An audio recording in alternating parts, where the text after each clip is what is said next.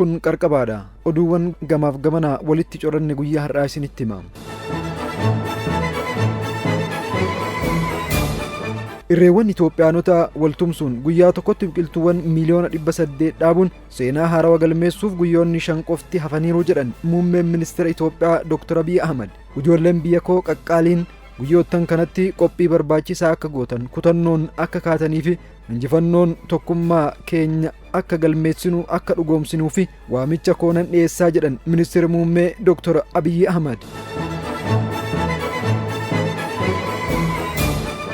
Godina Harargee Bahaatti bara kana sagantaa ashaaraa magariisaan biqiltuu avukaadoo 300 ol kilaasteraan dhaabuuf hojjetamaa jiraachuu waajjirri qonnaa godina Harargee Bahaa hime. Bara kana godinichatti sagantaa ashaaraa magariisaan biqiltuuwwan miliyoona 300 fi miliyoonni 50 ol dhaabaman keessa harki 60 biqiltuuwwan nyaataaf oolan jedhame. Kana keessaa biqiltuun avukaadoo diqaalome 300 ol yeroo ammaa kilaasteraan dhaabamaa jiraachuu itti gaafataman waajjira qonnaa godina Harargee Bahaa Abdii Ahmad himan. Waggoottan darban godinichatti sagantaa ashaaraa magariisaan biqiltuuwwan nyaataaf oolan bal'inaan dhaabamaa jiraachuunis eerameera.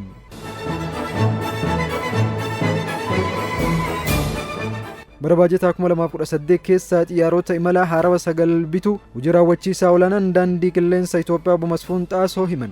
Raawwii hojii bara baajataa 2018 ilaalchisee ibsa kennaniin bara kanatti tajaajila karooraan fe'umsi meektirtiyooniin 800 fi 97 geejjibsiifamuu himani. Kun bara darbe waliin yoo wal bira qabamu harka 16 caalmaa qaba jedhan. Bara baajataa kanatti xiyyaarota imala haarawaa 9 fi xiyyaarota leenjii qondaaltota balaliif oolan DA 40 NG jedhaman 8 bituullee himan.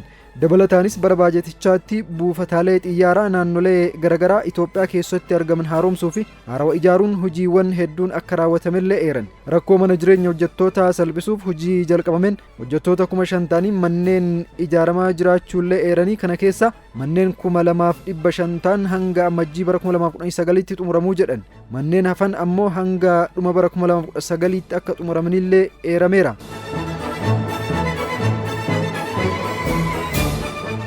Oduu bargamaa arganneen Ameerikaan loltoota ishee irraa bilbila harkaa guuruuf jedhame. Ajajaan gameessi Ameerikaa kan baha giddugaleessaa viidiyoowwan loltoonni Ameerikaa bilbilaan karaa onlaayinii walii qoodan buufataaleen Ameerikaa akka haleellaa Iraaniif saaxilaman waan gargaaruuf gariin loltoota Ameerikaa bilbilli harkaa akka guuramu dubbachuu isaanii Reuters gabaaseera.